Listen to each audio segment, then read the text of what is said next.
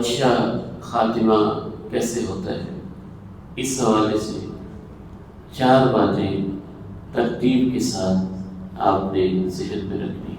سلف صالحین کا ایک قول پڑھا اور میں بڑا حیران ہوا، کہ لگے کہ ہم نے زندگی کے اندر ایک وہ دور دیکھا ہے، وَمَا أُمِرُوا إِلَّا لِيَعْبُدُوا اللَّهَ مُخْلِصِينَ لَهُ الدِّينَ۔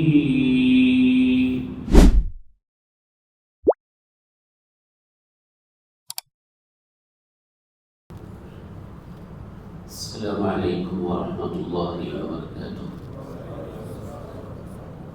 الحمد للہ والصلاة والسلام علی رسول اللہ، اشہد ان لا الہ الا اللہ وحدہ لا شریک لہ، واشہد ان محمدا عبدہ ورسولہ، صلی اللہ علیہ وعلی آلہ وصحبہ وسلم، اما بعد۔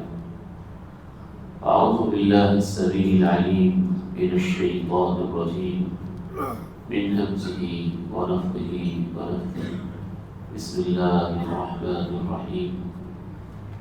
يثبت الله الذين آمنوا بالقول الثابت في الحياة الدنيا وفي الآخرة، ويذل الله الظالمين ويفعل الله ما يشاء۔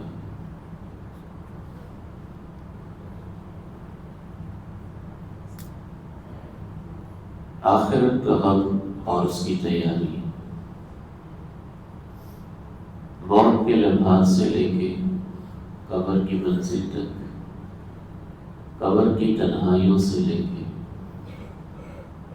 یوم قیامت تک، اور یوم قیامت میں نفخ صور یعنی صور میں پھونکے جانے سے بڑے مختلف مراحل شروع ہوتے ہیں۔ البعث ہے، میدان محشر کے احوال ہیں، اور ایک کوثر کا مرحلہ ہے، اللہ کے سامنے اعمال کی پیشی اور حساب ہے، پھر میزان اور اعمال کا تولا جانا ہے، پھر جنت و جہنم کا فیصلہ اور نور کی تقسیم ہے، پھر پل صراط سے گزرنا ہے، اور گزرنے کے بعد پھر ایک اور اسٹیشن کے اوپر باہمی معاملات کی صفائی اور تطہیر ہے، اور اس کے بعد جنت کا داخلہ۔ تو آخرت کے بہت سارے مراحل ہیں، اور ان میں سے ہر ایک مرحلے کے حوالے سے انسان کو کس طرح ایک بے چینی اور غم لاحق ہونا چاہیے، اور اس کی کیا تیاری ہے۔ ایک ایسا موضوع ہے کہ جس کا حق مختصر وقت میں ادا نہیں کیا جا سکتا، اس لیے میں نے اپنے طور پر یہ سوچا کہ جو سب سے پہلا مرحلہ ہے جہاں سے آخرت کا آغاز ہوتا ہے، ہر انسان کی انفرادی آخرت کا، وہ موت کے لمحات اور ان کی تیاری کے حوالے سے گفتگو آپ کے سامنے پیش کی جائے گی۔ رسول اللہ صلی اللہ علیہ وسلم کی تعلیمات سے بھی یہ معلوم ہوتا ہے، اور ہماری روزمرہ کی زندگی کے اندر بھی ہماری ہمیشہ نگاہ یہ ہوتی ہے کہ کسی بھی چیز کا اینڈ کیا ہوتا ہے، اس کا انجام کیا ہوتا ہے، اور اس کا رزلٹ کیا ہوتا ہے۔ نوجوان بیٹے اگر کوئی کھیل کھیل رہے تو ان کا مسلسل یہ انتظار ہوتا ہے کہ آخری رزلٹ اور نتیجہ کیا نکلتا ہے۔ اگر ایک نوجوان نے FSC تک بڑی محنت کے ساتھ اپنی زندگی کا ایک حصہ لگایا ہے، تو اس انتظار میں ہوتا ہے کہ میرا رزلٹ کیا آتا ہے۔ یہی معاملہ زندگی کے باقی مراحل کا بھی ہے، اور یہی معاملہ خود زندگی کے انجام کا بھی ہے۔ خصوصاً انسانی زندگی کے جو آخری لمحات ہیں، ان کی مثال ایسے ہی سمجھ لیجئے جیسے ایک طالب علم نے 12-15 سال لگا کے FSC کی ہے، اور اب وہ ایگزامینیشن ہال میں ہے، تو ان 3 گھنٹوں کے اندر جو پیپر سیٹ کیا گیا ہے، جس طریقے سے وہ اٹیمپٹ کرے گا، اس کی بنیاد کے اوپر اس کی 12 سال کی محنت کا نتیجہ مرتب ہوگا۔ انسانی زندگی کے آخری لمحات کو اللہ تعالیٰ اس طرح سے سیٹ کرتے ہیں کہ اس کے آخری لمحات میں جو اس کے اعمال ہوتے ہیں، اس کے مطابق اس کی آخرت کا نتیجہ مرتب ہوتا ہے۔ رسول اللہ صلی اللہ علیہ وسلم ارشاد فرماتے ہیں، انما الاعمال بالخواتیم، تمام اعمال کا انحصار اس پر ہوتا ہے کہ ان کا خاتمہ کیا ہوا ہے، اس کا نتیجہ کیا ہوا ہے، اور انجام پذیر کس انداز سے ہوئے ہیں۔ زندگی کے جو آخری لمحات ہیں یہ اس قدر قیمتی ہوتے ہیں کہ رسول اللہ صلی اللہ علیہ وسلم ارشاد فرماتے ہیں، ان الرجل لیعمل بعمل اہل الجنہ حتی لا یبقى بینہ وبینها الا ذراع فیسبق علیہ الکتاب فیعمل بعمل اہل النار فیدخلها۔ انسان نیک اعمال کرتے کرتے جنت کے اس قدر قریب ہو چکا ہوتا ہے کہ اس کے اور جنت کے درمیان محض ایک ہاتھ کا فاصلہ ہوتا ہے، لیکن آخر میں پہنچ کے ایسا اس کے اوپر نوشتہ تقدیر کا غلبہ ہوتا ہے، وہ ایسا کوئی برا عمل کرتا ہے کہ اس کا خاتمہ برا ہو جاتا ہے اور وہ جہنم میں داخل ہو جاتا ہے۔ یہ کیوں ہوتا ہے اور اچھا خاتمہ کیسے ہوتا ہے؟ اس حوالے سے 4 باتیں ترتیب کے ساتھ آپ نے ذہن میں رکھنی ہے۔ سب سے پہلی بات، حسن خاتمہ کے لیے اور آخرت کے اس لمحے کے اچھے نتیجے کے لیے بنیادی چیز ایمان اور عقیدہ ہے۔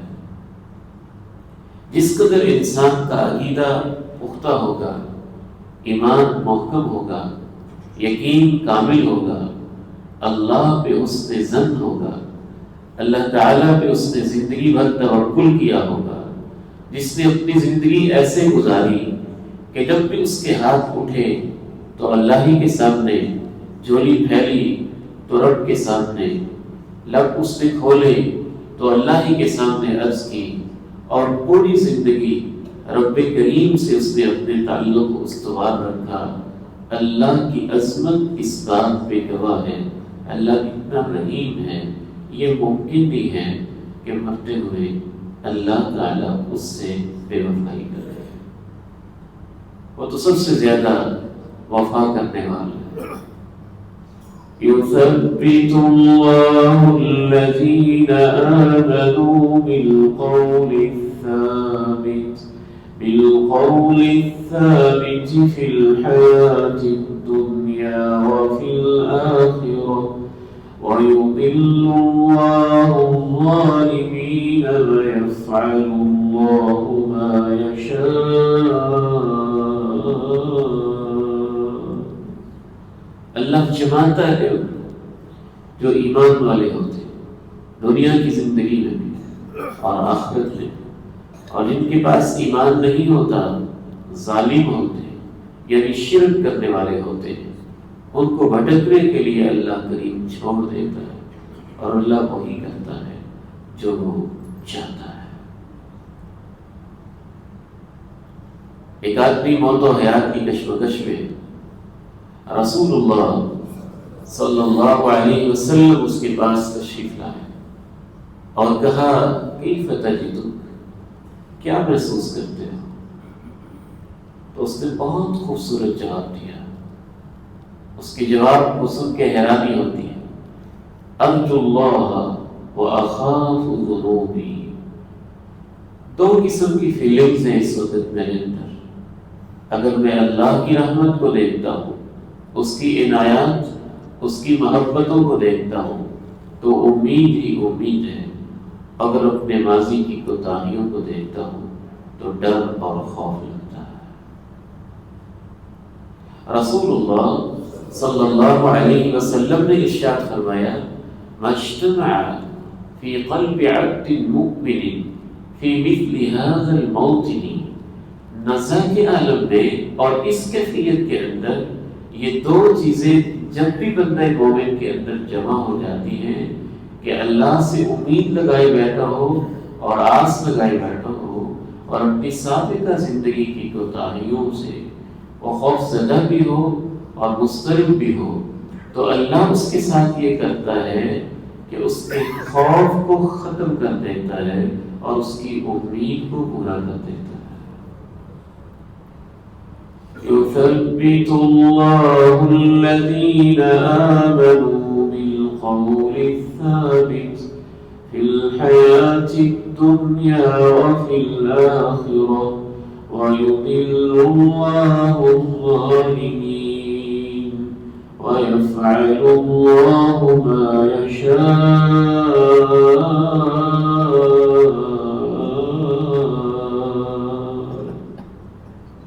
جناب عبد الرحمن بن عوف رضی اللہ تعالی، جناب سعد رضی اللہ تعالی، سیدنا بلال رضی اللہ تعالی، سیدنا خبیب رضی اللہ تعالی، کس صحابی کا تذکرہ کریں. ان کے آخری لمحات ایمان اور یقین کی وجہ سے کتنے خوبصورت اور کتنے حسین و جمیل تھے. ہم نے تو یہاں تک احادیث میں پڑھا کہ حضرت سعد رضی اللہ تعالیٰ عنہ کی جب وفات کا وقت ہوا آپ کو اطلاع دی گئی تو اور آپ کو یہ بھی بتایا گیا هذا الذی، یہ وہ ہستی ہے اهتز له عرش الرحمن، جس کی روح کے استقبال کے لیے اللہ کا عرش خوشی سے جھوم اٹھا ہے. صلی علیہ 70,000 ملک لم ينزلوا الى الارض قط، 70,000 ایسے فرشتے جو کبھی پہلے زمین پہ نہیں آئے تھے آج سعد کے جنازے میں شرکت کے لیے وہ بھی آسمانوں سے اترے ہوئے. اور رسول اللہ صلی اللہ علیہ وسلم اپنے صحابہ سے کہتے کہ جلدی سے چلو کہیں ایسے نہ ہو کہ سعد کو غسل دینے کے لیے آسمان کے فرشتے ہم سے سبقت لے جائیں. ایمان اور یقین یہ ایسی چیز ہے کہ جس قدر انسان کے اندر مضبوط ہوگا اتنا ہی اس کا غم آخرت یہ والا پہلو اللہ رب العزت ایسے پورا کرے گے جیسے شاید کہ اس نے کبھی سوچا بھی نہیں. میرے والد محترم مولانا یوسف رحمہ اللہ ان کے ساتھیوں میں سے ایک عالم ربانی تھے، ایک عالم دین تھے. ایک گاؤں میں پوری زندگی انہوں نے امامت کی اور ان کے موت کے لمحات خود ان کے بیٹے نے مجھے بتایا کہ لیکن ہم اپنے والد گرامی رحمہ اللہ کی وفات کے وقت ان کے پاس بیٹھے تھے تو وہ کہنے لگے کہ بیٹے وہ دیکھو پرندے آ رہے ہیں، پرندے اتر رہے ہیں. کہتے ہم حیران کہ ہم تو کچھ نہیں دیکھ رہے، آپ کیا کہہ رہے ہیں؟ کہتے وہ سفید رنگ کے پرندے ہیں، ادھر سے آتے ہیں اور بیٹھتے چلے جا رہے ہیں.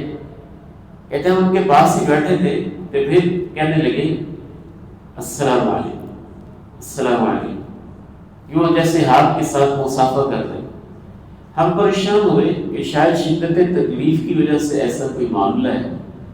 ان کے بیٹے قصور میں رہتے ہیں تو مجھے وہ بتانے لگے کہ اسی اثناء میں ایک عالم دین تشریف لائے اور ہم نے ان سے پوچھا کہ یہ کیا ماجرا ہے. اس کے چند لمحوں کے بعد وہ فوت ہو گئے. تو انہوں نے ہمیں بتایا کہ پریشانی کی بات نہیں ہے، وہ اللہ کے فرشتے جو اتر رہے ہیں وہ تمہارے سامنے ان کا اظہار پرندوں کا لفظ بول کے کر رہے ہیں اور یہ جو ایسے ایسے کر رہے ہیں امید ہے کہ اللہ کے فرشتے کو سلام کہہ رہے ہیں اور یہ ان کے سلام کا جواب دے رہے ہیں. يثبت الله الذين آمنوا بالقول الثابت في الحياة الدنيا وفي الآخرة ويضل الله الظالمين ويفعل الله ما يشاء.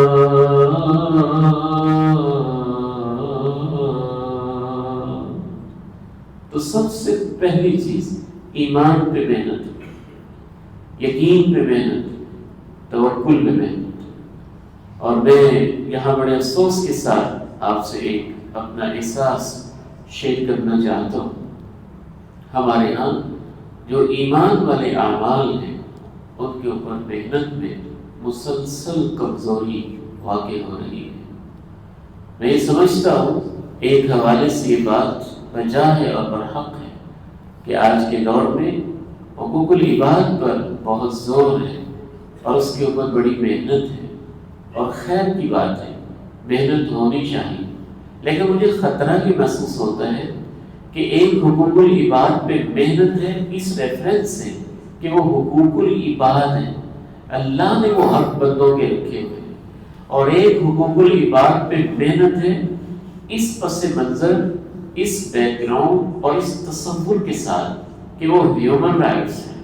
ان دونوں تصورات میں زمین آسمان کا فرق پڑ جاتا ہے. پھر ایک حقوق العباد پہ محنت اس حوالے سے کہ اللہ نے اپنے بندوں کے اوپر حق رکھے ہوئے ہیں، ہم ان کو ادا نہیں کریں گے تو اللہ کے ہاں جواب دہ اور ذمہ دار ہوں گے، اور ساتھ حقوق اللہ کی بھی تکمیل ہو رہی ہو. اور ایک یہ ہے کہ حقوق العباد پہ اس حوالے سے محنت ہو رہی ہو کہ ساتھ یہ ذہن سازی کی جا رہی ہو کہ بس معاشرے کے معاملات ٹھیک ہونے چاہیے، اپنے حق تو اللہ معاف کر دیتے ہیں، ان کا مسئلہ ہی کوئی نہیں ہے. قرآن مجید سے تو اس کے برعکس ثابت ہوتا ہے، اللہ اپنا حق کبھی معاف نہیں کرتا ہے. شرک کا نام لے کے اللہ نے کہہ دیا کہ یہ تمہیں کسی بندے کو معاف کرتے ہیں. ان اللہ لا یغفر ان یشرک به ویغفر ما دون ذلک لمن یشاء. اب شرک حقوق العباد میں تو نہیں، حقوق اللہ میں. تو قرآن میں اللہ نے لکھا ہے کہ بے شک اللہ شرک کو معاف نہیں کرتا، اور اس کے علاوہ جس گناہ کو چاہتا ہے وہ معاف کر دیتا ہے. غیر شعوری طور پہ لبرلزم، ہیومنزم، سیکولرزم، ایتھیزم کی محنت غیر شعوری طور پہ اس قدر شدت کے ساتھ کی گئی ہے کہ حقوق اللہ کے اوپر محنت باقاعدہ دکھائی دیتا ہے کہ جیسے پہلے تھی ہماری سوسائٹی میں اس نوعیت کی حساسیت ہمارے سماج اور معاشرے میں حقوق اللہ کے حوالے سے باقی نہیں ہوئی. تو آخرت کے غم میں تو سب سے پہلی چیز یہ عقیدہ ہے، ایمان اور یقین ہے، اور اعمال قلبی کے اوپر محنت ہے. اور یہ وہ چیزیں ہیں جن کے اوپر انسان کو بہت توجہ کرنے کی ضرورت ہے. اور یہ بات ذہن میں رکھیے گا، اس کا یہ مطلب نہیں ہے کہ حقوق اللہ کے اوپر محنت ہوگی تو حقوق العباد نظر انداز ہو جائیں گے. نہیں، حقوق اللہ پر صحیح نہج میں محنت ہو جائے، جس دل میں اللہ کی محبت اور اللہ کا خوف صحیح معنی میں بیٹھ جائے، حقوق العباد میں تو ظلم کر ہی نہیں سکتا. یہ ممکن ہی نہیں ہوتا، اس سے وہ آٹومیٹکلی ٹھیک ہوتے جاتے ہیں. حقوق اللہ کی محنت کی برکت سے ان کا نہج درست ہوتا جاتا ہے. دوسری چیز جس سے آخرت کا یہ لمحہ جو سب سے پہلا لمحہ ہے اور انفرادی زندگی کے ساتھ اس کا تعلق ہے ٹھیک ہوتا ہے، وہ اخلاص ہے. اخلاص ہے اللہ کے لیے سب کچھ کرنا، اللہ ہی کی رضا کے لیے سب کچھ کرنا. امام ابن رجب رحمہ اللہ تعالی نے انما الاعمال بالنیات کی تشریح کرتے ہوئے، اور میں اگر یہاں طلبہ علم بیٹھے ہیں تو ان سے ضرور کہوں گا، امام ابن رجب کی یہ جو عظیم کتاب ہے جامع العلوم والحکم فی شرح 50 حدیثا من جوامع الکلم، یہ اس لائق ہے کہ اس کو درسن پڑھا جائے اور باقاعدہ اسٹڈی سرکل کے اندر پڑھا جائے. امام ابن رجب رحمہ اللہ نے احادیث رسول میں سے جامع ترین انتخاب جو امام نووی نے کیا، جو سلف صالحین نے کیا، اس کے اوپر جس انداز کے ساتھ انہوں نے خوبصورت طریقے سے ایک محنت کی ہے اور کتاب لکھی ہے، وہ اپنی مثالات ہے۔ انما الاعمال بالنیات کی تشریح کرتے ہوئے امام ابن رجب رحمہ اللہ لکھتے ہیں کہ جو اللہ کے نبی علیہ السلام نے یہ ارشاد فرمایا ہے کہ ان الرجل لیعمل بعمل اہل الجنہ، انسان جنتیوں والے کام کرتا رہتا ہے حتیٰ کہ اس کے اور جنت کے درمیان ایک ہاتھ کا فاصلہ باقی ہوتا ہے اور وہ کوئی گناہ کرتا ہے اور جہنم میں داخل ہو جاتا ہے، تو امام ابن رجب کہتے ہیں بدسیسۃ فی قلبہ، یہ اس وقت ہوتا ہے جب اس کے دل میں کوئی مسئلہ ہوتا ہے، کوئی ریاکاری ہوتی ہے، دکھاوا ہوتا ہے۔ اور حدیث میں اس طرف اشارہ بھی موجود ہے، یعمل بعمل اہل الجنہ فیما یبدو للناس، لوگوں کی نظر میں وہ کر رہا ہوتا ہے، لوگوں کی نگاہوں میں وہ نیک عمل کر رہے ہیں، لیکن حقیقت میں دل سے نہیں کر رہا، اخلاص کے ساتھ نہیں کر رہا، اللہ کی رضا کے لیے نہیں کر رہا، تو پھر کیا نتیجہ ہوتا ہے؟ پھر نتیجہ یہ ہوتا ہے کہ مرتے ہوئے اور آخرت کے اس پہلے لمحے میں اللہ رب العزت اس کے اعمال کی بجائے اس کے دل کی کیفیت کو ظاہر کرتے ہوئے جو ریاکارانہ اس کی کیفیت تھی اس کے مطابق اس کے انجام کو پورا کر دیتے، کیونکہ اس کی نیکیاں اللہ کے لیے نہیں تھی، اللہ کی رضا کے لیے نہیں تھی۔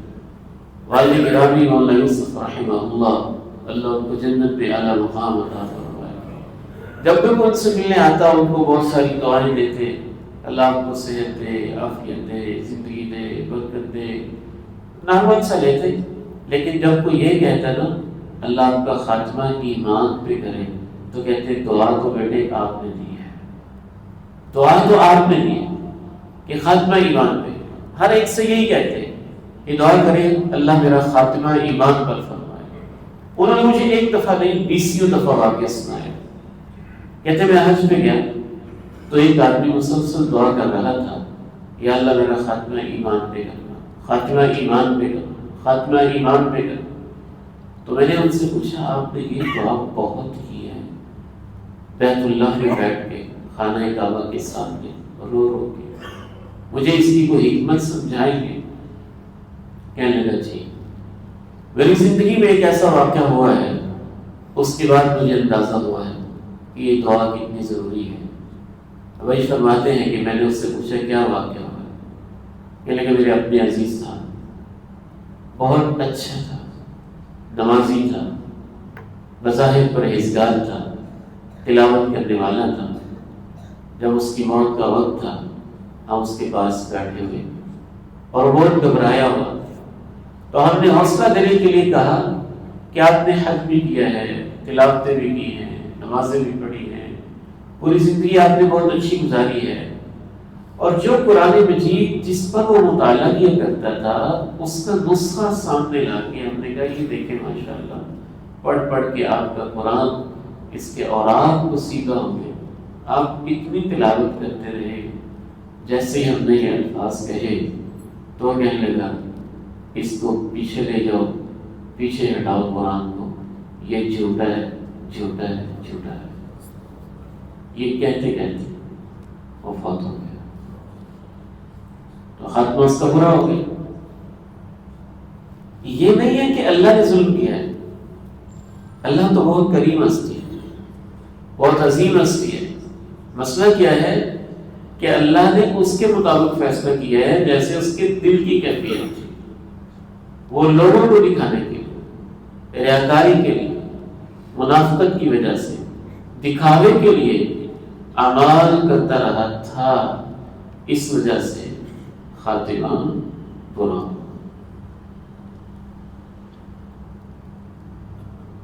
فَمَنْ كَانَ يَرْجُو لِقَاءَ رَبِّهِ فَلْيَعْمَلْ عَمَلًا صَالِحًا وَلَا يُشْرِكْ بِعِبَادَةِ رَبِّهِ أَحَدًا۔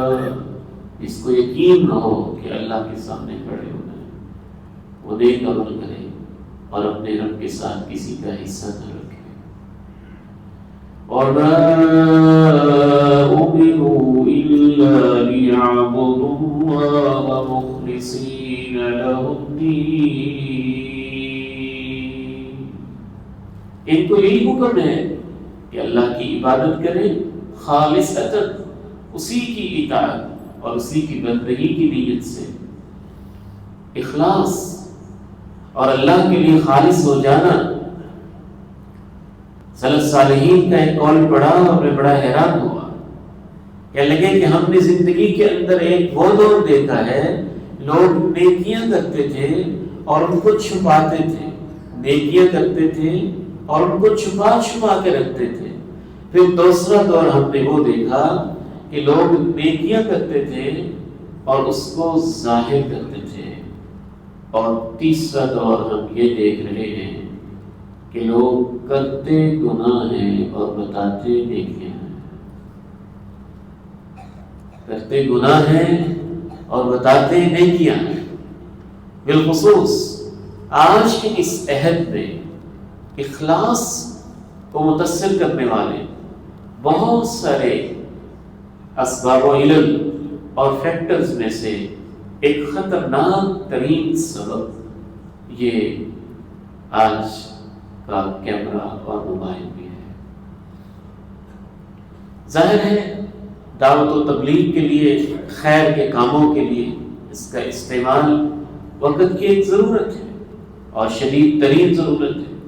بعض حوالوں سے یہ ایک فکری اور نظریاتی میدان جنگ ہے جس کے اوپر ایک محاذ کے طور پہ اس کو سنبھالا جاتا ہے، لیکن فرق کیسے کریں گے؟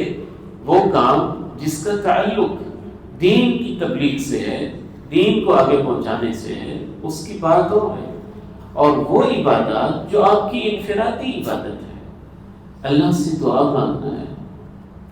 آپ خود صاحب حیثیت ہیں اور ایک غریب آدمی کو آپ صدقہ دے رہے ہیں، آپ کو اللہ نے حج کا موقع دیا ہے، حج کر رہے ہیں، طواف کر رہے ہیں، خانہ کعبہ میں آپ پہنچے ہوئے ہیں، صفا مروہ کی سعی کر رہے ہیں، میدان عرفات میں آپ کھڑے ہیں، تو ان مناظر کو بھی خام خواہ فلمانا اور کیمرے کے اندر سیو کرنا خطرہ لگتا ہے ان معاملات میں۔ تو انسان کو اس حوالے سے بڑا ایک محتاط اور ذمہ دارانہ رویہ اپنانا چاہیے، نہ اس میں افراط ہو اور نہ ہی اس کے اندر تفریط ہو۔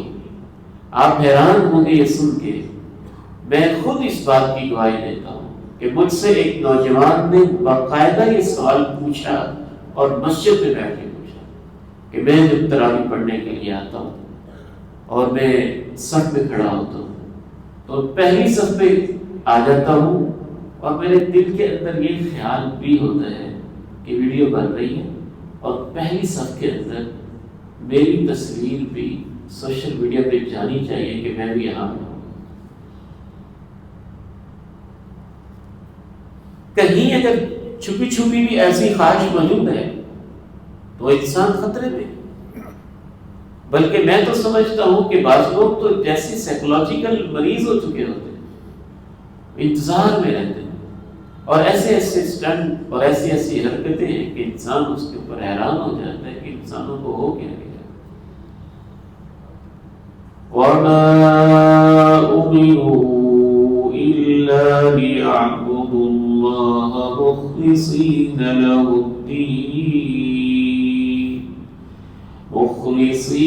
لَهُ الدِّينَ حُنَفَاءَ۔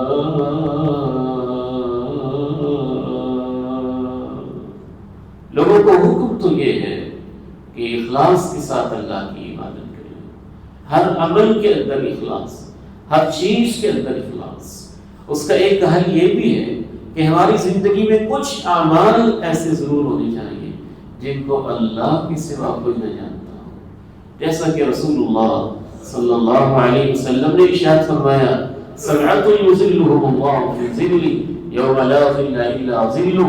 7 انسانوں کو رب کریم اپنے عرش کا سایہ نصیب کرے گا جب اس کے سائے کے سوا کوئی سایہ نہیں ہوگا، اور ان میں سے ایک وہ ہے رجل ذکر اللہ خالیا ففاضت عیناہ، جس نے خلوت اور تنہائی میں اللہ کو یاد کیا اور اس کی آنکھوں سے آنسو بہ پڑے. اور ایک آدمی آپ نے وہ گنوایا وَرَجُلٌ تَصَدَّقَ بِصَدَقَةٍ، اور ایک آدمی جس نے صدقہ کیا اللہ کی راہ میں اپنے دائیں ہاتھ کے ساتھ فَأَخْفَاهَا، اس کو اتنا خفیہ رکھا، چھپایا، حَتَّى لَا تَعْلَمَ شِمَالُ مَا تُنْفِقُ يَمِينُ، کہ دائیں ہاتھ سے دے رہا تھا اور اس نے اپنے بائیں ہاتھ سے بھی چھپایا، اور اتنا چھپایا کہ دائیں ہاتھ سے دیتے ہوئے اس کے بائیں ہاتھ کو ہی نہیں پتا تھا کہ اللہ کے راہ میں کیا دے رہا. تو کچھ اعمال تو ایسے ہونے چاہیے جو ہم چھپاتے ہیں، جن کو ہم خفیہ رکھتے ہیں، جن کا تعلق ہمارے ساتھ اور ہمارے رب کے ساتھ ہو اور دنیا کا کوئی شخص بھی اسے نہ جانتا. تو جو اخلاص ہے یہ پھر مشکل لمحات میں انسان کے کام آتا ہے، اور اس انداز سے کام آتا ہے کہ انسان حیران و ششدر ہی رہ جاتا ہے کہ اللہ رب العزت نے اخلاص کے اندر کیا برکت رکھی ہوئی ہے. اور اس کے برعکس اگر اس کے اعمال ریاکاری کے اوپر مبنی تھے، دکھاوے کے اوپر مبنی تھے، تو بظاہر وہ اچھے اعمال کر رہا ہوتا ہے، لیکن آخری لمحات میں اس کی ریاکاری اور دکھاوے کی وجہ سے اللہ رب العزت اس کی اصلیت لوگوں کے سامنے ظاہر کر دیتے ہیں. تیسری بات اس حوالے سے یہ ذہن میں رکھیے، تیسری چیز جس سے انسان یعنی اس تیاری کے لیے جو ہمیں جو تیسرا کام کرنا ہے وہ اعمال پر استقامت ہے. دنیا کا کوئی کام نہیں استقامت کے بغیر نہیں ہوتا ہے. اس میں ایک مستقل مزاجی، اس کے اندر ایک تسلسل اور دوام، کنٹینیوٹی. دنیا کے کام بھی اس کے بغیر پورے نہیں ہوتے ہیں، ادھورے رہ جاتے ہیں. آپ کا کیا خیال ہے کہ وہ دکان کتنی چلے گی جسے 1 مہینے کے لیے انسان کھولتا ہو اور 11 مہینے بند رکھتا ہو؟ اور اس آدمی کے بزنس کی کیا کیفیت ہوگی جو ایک آدھ دن 24 گھنٹے دکان پہ بیٹھتا ہو، بزنس کو رخ دیتا ہو، اور پھر پورا سال اس پہ توجہ ہی نہ دیتا ہو. تو دنیا کے معاملات بھی ہم سے استقامت کا تقاضا کرتے ہیں. اعمال پہ، نیک اعمال پہ استقامت، نماز پہ استقامت، زکوٰۃ پہ استقامت، صدقات پر استقامت، نوافل پر استقامت، والدین کی خدمت پر استقامت، صبر کے ساتھ، حوصلے کے ساتھ، ہمت کے ساتھ مسلسل کام کرتے رہنا، اور انتہائی صبر اور انتظار کے ساتھ کہ تب تک کرتے رہنا ہے جب تک اللہ کی طرف سے بلاوا نہیں آ جاتا. امام احمد رحمہ اللہ سے پوچھنے والوں نے پوچھا تھا کہ آپ کب آرام کریں گے؟ اتنی محنت کرتے ہیں، آرام کب کریں گے؟ تو امام احمد بن حنبل رحمہ اللہ نے کہا میرا آرام تب ہوگا جب جنت میں پہلا قدم ہوگا. اس وقت تک تو محنت تھی. آج ہمارے نوجوان میں خصوصاً یہ مسئلہ بھی بہت سنگین ہے کہ جلد بازی ہے، اور نوجوان چاہتا ہے کہ مجھے فوراً رزلٹ ملے، فوراً رزلٹ ملے، جس وجہ سے آخرت کے اعمال میں توجہ کم ہو جاتی ہے. فوراً رزلٹ چاہنا اللہ کے بنائے ہوئے قانون اور اللہ کی بنائی ہوئے ضابطوں کے ساتھ جنگ کرنے کے مترادف ہے. شروع سے ہر کام اللہ رب العزت نے ایک قانون اور ضابطے کے مطابق کرنا. میری اور آپ کی پیدائش کا پروسیس کتنا آہستہ آہستہ ہوا تھا. ایک نطفہ سے لے کے 9 ماہ کے حمل تک پورے 9 ماہ کا دورانیہ تھا، اور ماں نے اس کے لیے کیا کیا مشقتیں اٹھائی تھی. اگر کوئی یہ چاہے کہ 1-2 دن میں ہی پیدائش ہو جائے تو یہ پاسبل نہیں ہے، ممکن نہیں ہے. ایک بیج بویا جاتا ہے، پھر انتظار کیا جاتا ہے، کونپل بنتی، تنا بنتا ہے، ٹہنیاں لگتی، شاخیں بنتی، بور آتا ہے، پھل لگتا ہے، پھر پکتا ہے، انتظار کیا جاتا ہے، پھر وہ ذائقہ دیتا ہے، پھر اس کو توڑا جاتا ہے. ہماری طبیعت اور مزاج اس طرح کا بنا دیا گیا ہے کہ راتوں رات امیر نہ تھی، راتوں رات امیر اور کروڑ پتی، راتوں رات انقلاب اور ہفتوں کے اندر سب کچھ چینج ہو جائے۔ استقامت والا مزاج ٹھہراؤ والا ہوتا ہے، اس میں صبر ہوتا ہے، اس میں حوصلہ ہوتا ہے، اس میں مکہ کے اندر 13 سال تک پتھر سہنے پڑتے ہیں، پھر مدینے کی 10 سال کی محنت ہوتی ہے، پھر صدیق کی 2 سال کی اس محنت کو جاری رکھتا ہے، پھر فاروق آتے ہیں، پھر عثمان آتے ہیں، تب جا کے خلفائے راشدین کا دور بنتا ہے۔ اس میں ایک محنت، ایک دوام، ایک استقامت اور مستقل مزاجی کے ساتھ کام ہوتا ہے۔ تو زندگی میں کامیابی کے لیے بھی ضروری ہے اور آخرت کے غموں میں کامیاب ہونے کے لیے بھی استقامت ضروری ہے۔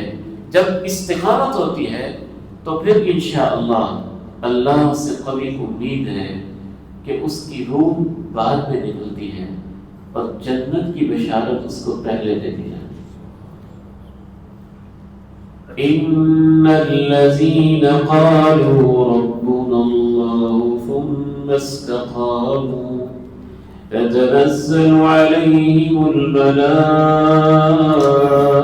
الملائكة ألا تخافوا ولا تحزنوا وأبشروا بالجنة التي كنتم توعدون نحن أولياؤكم في الحياة الدنيا وفي الآخرة ولكم فيها ما تشتهي أنفسكم ولكم فيها ما تدعون۔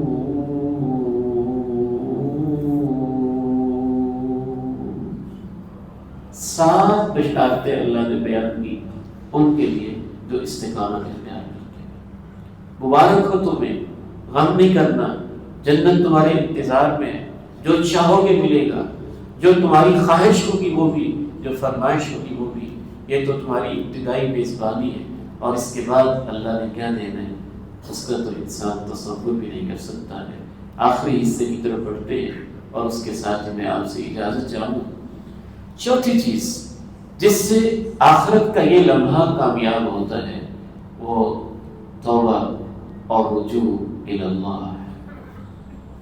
غلطی ہو جائے، خطا ہو جائے تو انسان فوراً اللہ تعالی سے معافی مانگے۔ امام ابن قیم الجوزیہ رحمہ اللہ نے ایک مقام پہ لکھا ہے، ایک بچہ ہے، وہ گھر سے بھاگا ہے، ماں اس کو بلاتی رہی ہے لیکن وہ فرار ہو گیا۔ ماں نے انتظار کیا، اب آتا ہے، اب آتا ہے، اب آتا ہے، وہ واپس نہیں آیا تو ماں نے اپنا دروازہ بند کر لیا۔ بچے کو جب کوئی جائے پناہ نہ ملی تو وہ واپس آیا اور تب تک دروازہ بند ہو چکا تھا، گرد و غبار سے اس کا چہرہ ہٹا ہوا تھا، پراگندہ بال تھے، اور وہ اپنے گھر کی دہلیز پہ ویسے ہی لیٹ گیا اور وہیں پہ اس نے رات گزاری۔ ماں پھر بے چین تھی، صبح جب اس نے دروازہ کھولا تو اس نے اپنے بچے کو اس کیفیت کے اندر دروازے پہ لیٹا ہوا پایا، جیسے اس ماں کو اپنے بچے میں پیار آتا ہے۔ جب بندہ اللہ کی طرف واپس آتا ہے تو اللہ کو اپنے بندے پر اس سے زیادہ پیار ہوتا ہے کہ میرا بندہ ہے، میری طرف واپس آئے۔ تو گناہ خطا کا ہو جانا مسئلہ نہیں ہے، اس کے بعد آپ کی فیلنگز کیا ہے۔ اگر خطا کے بعد آپ یہ محسوس کر رہے ہیں پھر کیا ہوگا؟ چھوٹی سی بات، اس سے کیا فرق پڑتا ہے، میں نے کیا کر دیا، یہ تو ایسے سختی کرتے رہتے ہیں۔ تو بعض دفعہ گناہ چھوٹا ہوتا ہے اور اس کے بعد یہ والے الفاظ اس کو بڑا بنا دیتے ہیں، اور بعض دفعہ گناہ بڑا ہوتا ہے اور اس کے بعد انسان کا پسیجا ہوا دل اور اللہ کے سامنے ٹوٹا ہوا دل، اس سے وہ بڑا گناہ بھی اللہ تعالیٰ کے ہاں معاف ہو جاتا ہے۔ تو چوتھی کامیاب ترین چیز توبہ اور رجوع الی اللہ ہے۔ تو آج کا خلاصہ یہی ہے کہ آخرت کے بہت سارے لمحات ہیں، ہر لمحے کا انسان کو علیحدہ ایک غم اور اس کی تیاری ہونی چاہیے، اور ان میں سے پہلا لمحہ اور پہلا مرحلہ خاتمے کا مرحلہ اور نظر کا عالم ہوتا ہے۔ اور اس میں کامیابی کے لیے 4 صفات انسان کو اپنے اندر پیدا کرنی چاہیے۔ پہلی صفت عقیدے اور ایمان پہ محنت ہے، اور دوسری صفت اخلاص ہے، اور تیسری چیز استقامت ہے، اور چوتھی چیز توبہ اور رجوع الی اللہ۔ رب العالمین سے دعا ہے مجھے اور آپ کو آخرت کے ہر لمحے میں کامیابیاں نصیب فرمائے۔ وآخر دعوانا ان الحمد للہ رب العالمین۔